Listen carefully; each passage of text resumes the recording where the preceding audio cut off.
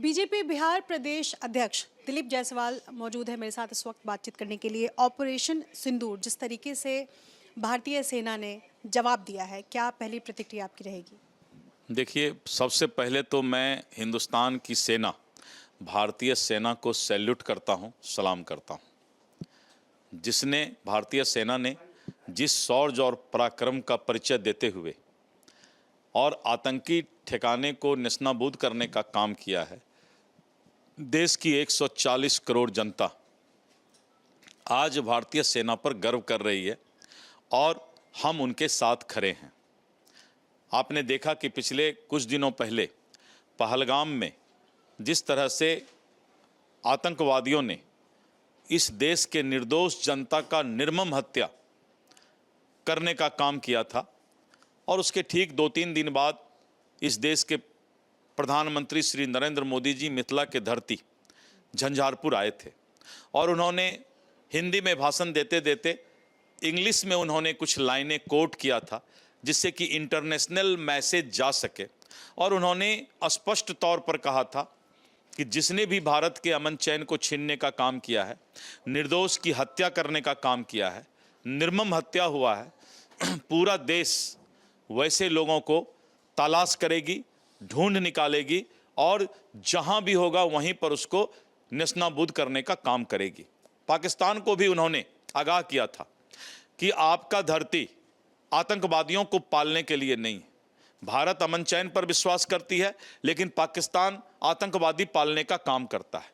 और रात में भारतीय सेना ने स्ट्राइक किया और ऑपरेशन सिंदूर के तहत जिस तरह से हमारी माँ बहने का सिंदूर छीनने का काम, उजाड़ने का काम दुश्मनों ने और आतंकवादियों ने किया था, आज उसी सिंदूर ने उस देश में जाकर उसी के धरती पर उसको नेस्तनाबूद करने का काम किया।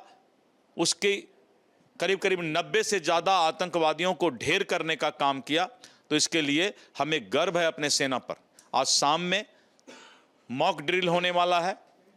कोई भी परिस्थिति देश के अंदर 1 सप्ताह 10 दिन में आ सकता है, और अगर युद्ध की परिस्थिति हो गई तो हम लोगों को कैसे जीना है, कैसे रहना है, कैसे सेना का साथ देना है, ये सारा ट्रेनिंग आज शाम में पूरे देशवासियों को 244 से ज़्यादा जिले के लोगों को प्रशिक्षण दिया जाएगा। और हम लोग जो है युद्ध के स्थिति में भी देश सेना के साथ खड़ा रहे, इसका हम लोग प्रशिक्षण लेंगे।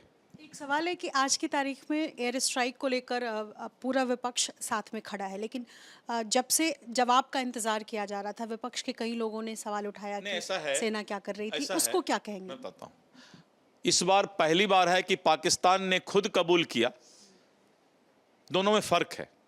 पिछले बार पाकिस्तान सबूत को मिटाने का काम किया था और उसने कहा था कि बहुत ज़्यादा एयर स्ट्राइक नहीं हुआ है, सर्जिकल स्ट्राइक नहीं हुआ है। लेकिन इस बार पाकिस्तान ने खुद कबूल किया कि हमारे यहाँ इतने ठिकानों पर भारत ने जो है गोलीबारी की है, वहाँ पर जो है मिसाइल दागने का काम किया है और हमारे यहाँ इतने लोगों का मृत्यु हुआ है। तो पाकिस्तान ने जब खुद इस बात को कबूल किया है तो हमारे देश के सभी नेता ने, पहली बार सभी नेताओं ने इस बात को समझा है कि भारत के अमन चैन को छीनने वाला जो है वो किसी दल के नेता में हम बंटने वाले नहीं हैं। पूरा 140 करोड़ और सभी दल हम लोग एक साथ होकर के भारत के संप्रभुता और इसकी सुरक्षा के लिए खड़े हैं। जो ऑपरेशन हुआ है उसके बाद क्या बीजेपी जश्न की तैयारी कर रही है? कोई ये भारतीय जनता पार्टी का जश्न नहीं है और कोई बीजेपी अलग से जश्न नहीं मनाएगी। पूरा देश की जनता आम जनता के रूप में सेना के इस पराक्रम पर जश्न मनाने का काम करेगी। For exclusive and insightful videos, subscribe to our new channel ABP Live Premium.